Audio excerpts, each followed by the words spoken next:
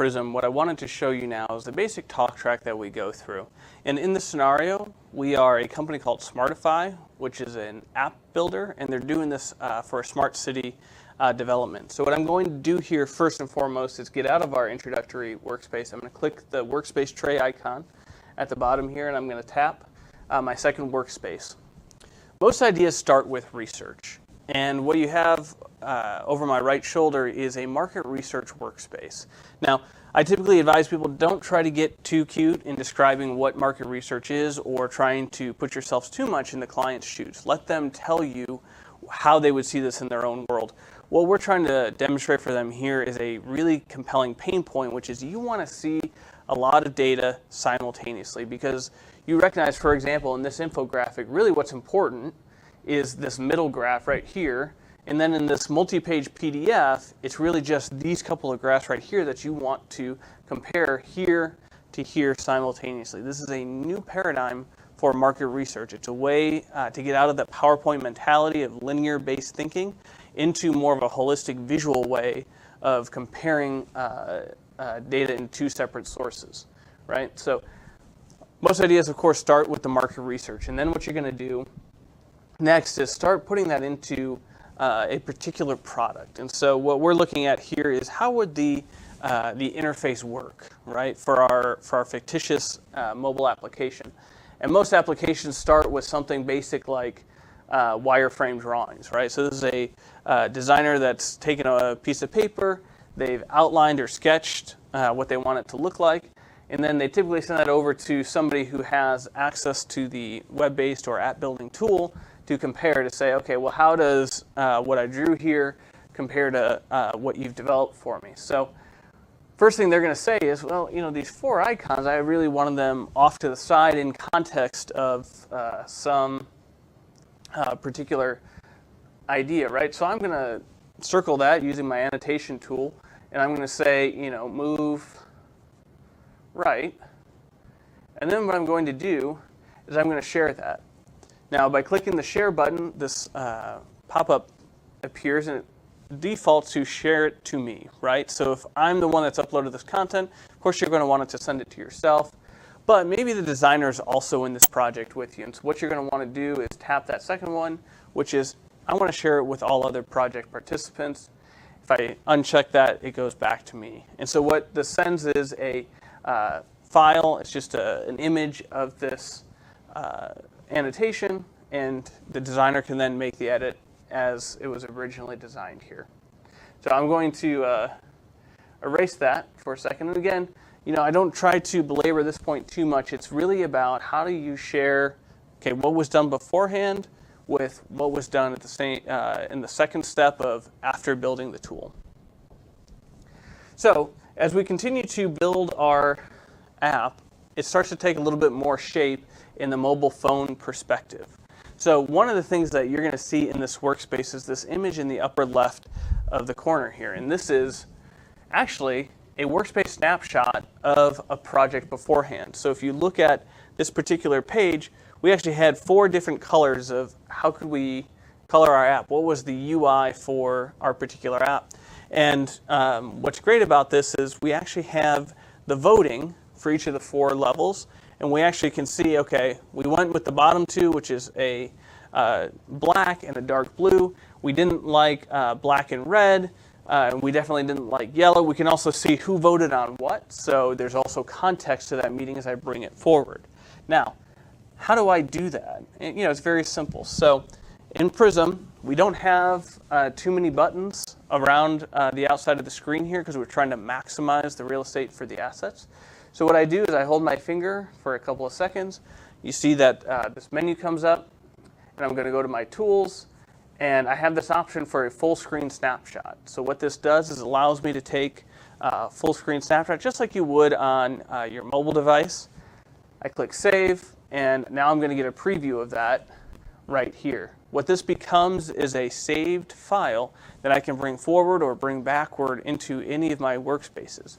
And just like any other asset, if I wanted to, I could share this snapshot with me or anybody else in my team.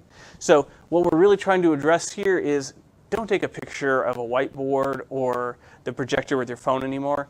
You know, do everything in context now. And you can send it right from the screen. You don't have to rely on somebody to be the note taker within a meeting. If somebody's not in the meeting, they're going to be able to see again what happened beforehand. And especially with something like voting records, you can even follow up with people one-on-one afterwards. So I'm going to remove that. The other thing that I have is a whiteboard, right? So this is a lot of what we get questions about right now is I've got analog whiteboards. I run out of markers. My people don't like them. They're not very useful, again, because I have to take pictures of them if I want to share the experience. With Prysm, the whiteboard object is very unique for us in that it doesn't take up the full screen unless you want it to. So yes, I could make it take up the full screen if I wanted to. But we usually look at the whiteboard as just a single object within a particular workspace, okay? And so if I go tap on that, I can annotate. I have 16 colors. I have a marker option. I have a highlighter option if I touch it like that. And again, I can use my finger. If I had a stylus, I could use a stylus as well.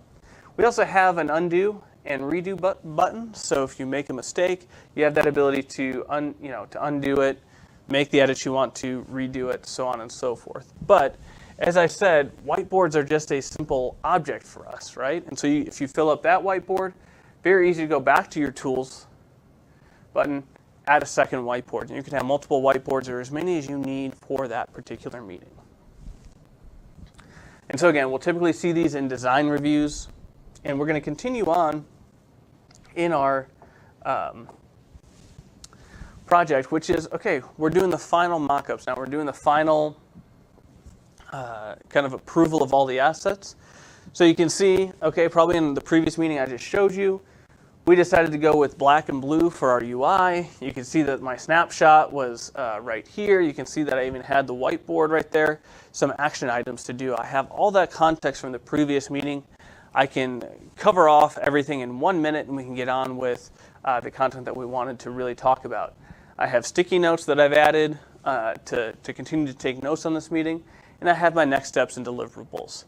What's really important here is how we set up the content, and I think this is a really useful way for our clients and partners to think about their content. All you have to do is in PowerPoint, you create a background for how you want to organize your content. As a system administrator, you could even push down templates. And again, all these things are just text boxes that we've added. So very easy to organize your content, very easy to bring some level of organization to a fairly ad hoc meeting process. And then now that we've developed our app, we know what it's going to look like. We know in general some of the usage.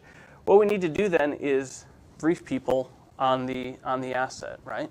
And so now we're going to move into a training experience.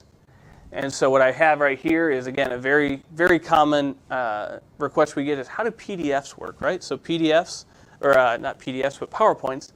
When PowerPoints come into our application, we turn them into PDFs. Makes it very easy to swipe and navigate through. And again, when we talk about training, if somebody were to ask, why did we make this particular decision on that UI, all I have to do is go back to this meeting space and I can say to somebody, this is why actually, because here are the options that we had, here's the voting, the way that it happened, and we can move on and I can immediately switch back to my presentation and training workspace. It's exactly where I left it.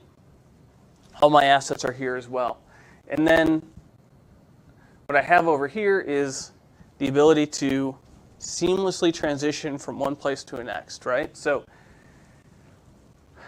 what you're going to see is that I move an asset, you're going to see these outlines on these faint white outlines, and then as I bring an asset in closer, it's going to turn yellow. We call those snap grids. Again, that's one way for us to organize our content in a little bit more of an advanced way. And in order to make some of our transitions a little bit more fluid, if you simply shrink your asset in one movement, switch with another one, you can actually have that pretty instantaneous switching of content, right? So it's another way to add a little bit of panache to your presentation, add a little bit of something extra that's going to catch somebody's eye. The other thing is, of course, with snap grids and organizing content the way that you do, people recognize content based on location. There's a lot of research out there that supports this is an effective way to maintain control. And then the final workspace, of course, is going to be that executive presentation. So again, we've up-leveled our background here. We've put a little bit of a nice spin on it. I've organized my content along the right side that I want to cover off with my executives.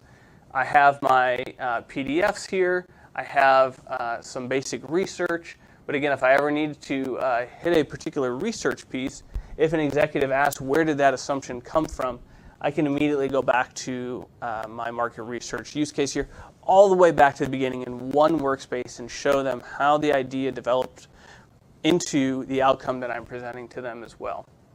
We've already shown you how to do videos along with images and PowerPoints. When you combine those two into a single visual workspace like you're seeing over my right shoulder, it becomes a very powerful presentation. So thank you very much for watching this introductory demo. All of these assets are going to be available to you at the end of the lesson in a zip file. You'll be able to